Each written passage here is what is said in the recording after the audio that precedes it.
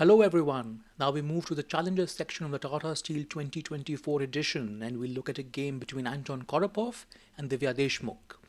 Korobov had the white pieces and he starts with e4, e5 and knight c3, the Vienna game, knight f6, d3 and d5, striking in the center immediately.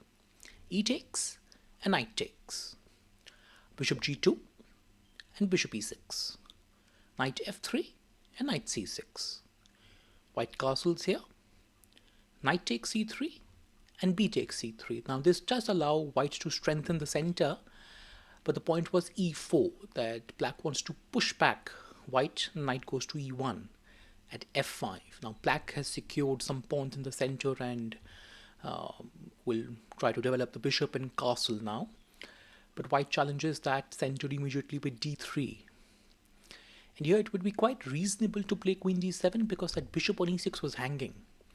And the point is that after queen e2, you're threatening to capture in the center and put pressure down the e file, but that bishop now is defended. So castles queenside for instance, and you can give up a pawn here. White will have doubled c pawns anyway. F takes and bishop e4. Rook e8 and queen d3. And you can... both sides can play dynamically. You can throw in a bishop to h3 because that rook is trapped, but b1, and you can give up the exchange, something like queen takes and c takes, bishop takes and king takes. White will have some pressure, that's why giving up the exchange is fine for white. The b file is semi-open, there are some open diagonals for that light square bishop which has no opponent anymore. The other bishop could come to f4 eventually, or the other way. This is reasonable. But after d3, bishop e7 was played. This is slightly different.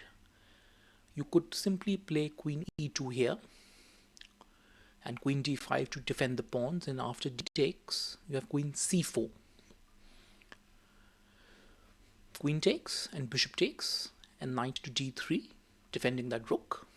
F takes and bishop takes, and after castles, white is slightly better. Well, there's an extra c pawn that white has, so it's a double pawn, not much in itself, but the king for black is slightly open, but the queens are off board. White may be able to make use of the b file. This was one way to play. Korobov went for queen h5 check, provoking g6 and then queen e2. And here we'll see that queen d7 now is a bit different, that after d takes and f takes and bishop takes and you castle, something like rook b1 is possible in this case, and there is no bishop takes a2 because rook into b7 is terribly strong, and after king takes queen b5 check, that knight on c6 is going to go, and that's the least of black's problems. Checkmate is threatened, so this would be quite bad. So after something like rook b1, black has to play something like bishop d5 to neutralize that bishop, and maybe knight d3, and white is perfectly happy here as well. This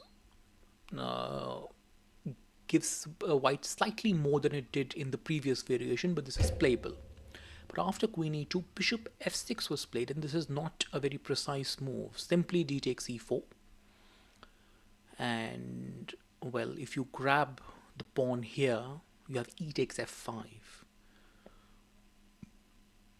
and you really you're threatening to capture that bishop with check, and it will be deadly. So knight d4 first, hitting the queen, but simply queen e3, and that bishop is still gone. And if you grab that rook, you'll see that knight e4, while essential, also blocks the path of that bishop back home. So f takes e6, and if knight f5, queen b3. And if you try to save that bishop, bishop a3.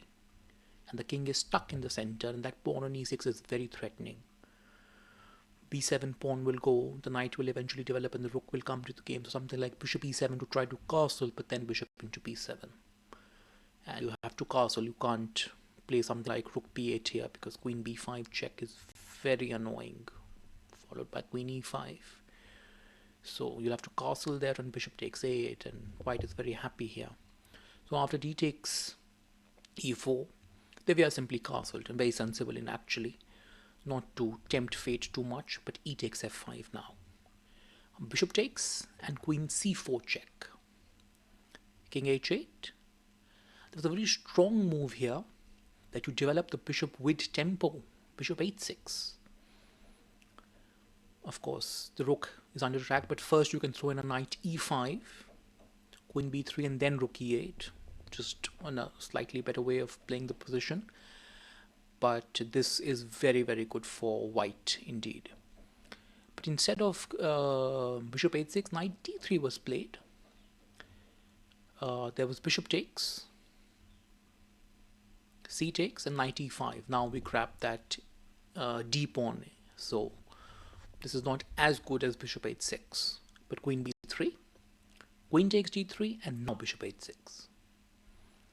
Rook fd8 and rook ad1. Queen to f5, queen takes b7. White is in total control here. g5. The bishop is trapped there, but that's okay. Queen takes c7, and we open that dragon bishop on g2.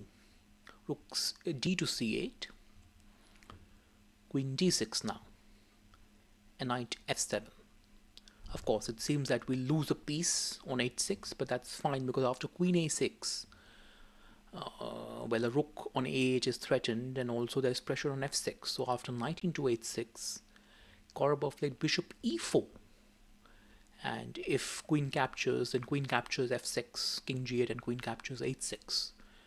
And white is up too many pawns, and that's completely winning. So after bishop e4, queen e5 was played.